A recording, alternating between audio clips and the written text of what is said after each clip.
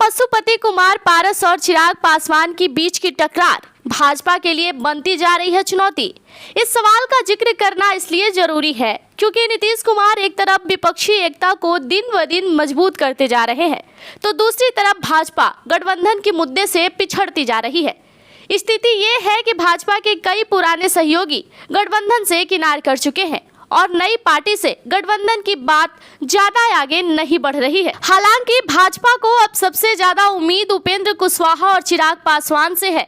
बात करें उपेंद्र कुशवाहा की तो वो भाजपा संग गठबंधन के लिए तैयार नजर आ रहे हैं, लेकिन उपेंद्र कुशवाहा अपने शर्त के साथ राजनीति करने के लिए जाने जाते हैं।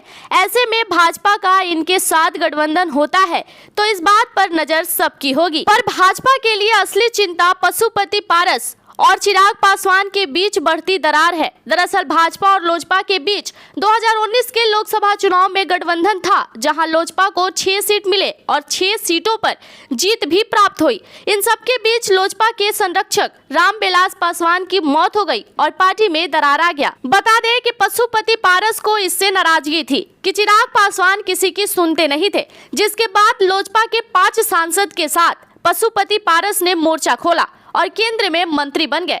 ऐसे में चिराग पासवान बिल्कुल अकेले पड़ गए थे, पर उन्होंने भी हार नहीं माना। चिराग पासवान ने अपने मेहनत के दम पर इस मकाम को हासिल किया कि भाजपा इन्हें चुनाव में विनिंग मशीन के तरह इस्तेमाल करने लगी। वैसे अब लोकसभा चुनाव की आहट सुनाई देने लगी है और भाजपा का यह कोशिश है कि लोजपा का ये दोनों गुट एकजुट हो जाए, पर ये दोनों नेता किसी भी कीमत पर सुलह करने के लिए तैयार नहीं है। हालांकि पशुपति पारस का कहना है कि उन्हें चिराग पासवान के एनडीए में आने से कोई दिक्कत नहीं है, लेकिन यहाँ असली दिक्कत भाजपा को नजर आ रही है।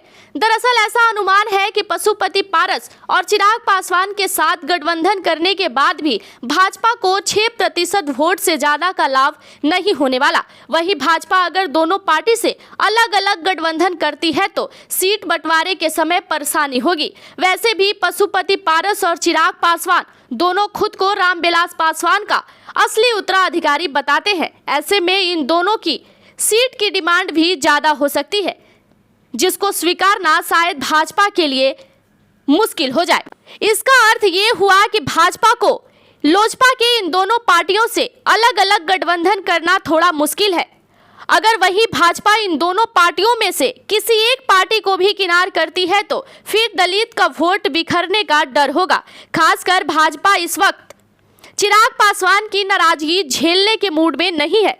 इसकी बड़ी वजह यह भी है कि चिराग पासवान बिहार में दलितों के सबसे बड़े चेहरे बन चुके हैं और रामविलास पासवान का अजीता वोट फिलहाल उनके समर्थन में जाता हुआ नजर आ रहा है। ऐसे में अगर चिराग पासवान भाजपा के खिलाफ पूरी ताकत से उतर जाते हैं तो भले ही इनकी पार्टी को जीत ना मिले, पर वो भाजपा की जीत में चूना जरूर लगा सकते हैं।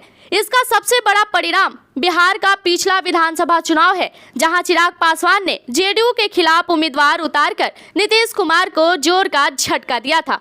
इसका अर्थ यह हुआ कि नीतीश कुमार एक तरफ विपक्षी एकता को बुलंदी पर पहुंचाने में लगे हैं, तो दूसरी तरफ भाजपा गठबंधन को लेकर समस्याओं से जूझ रही है। अब देखना बड़ा दिलचस्प होगा कि आगे इस रेस में कौन निकलता है। धन्यवाद। ऐसी बड़ी तमाम खबरों को देखने और सुनने के लिए जुड़े रहिएगा मीडिया दर्शन के साथ।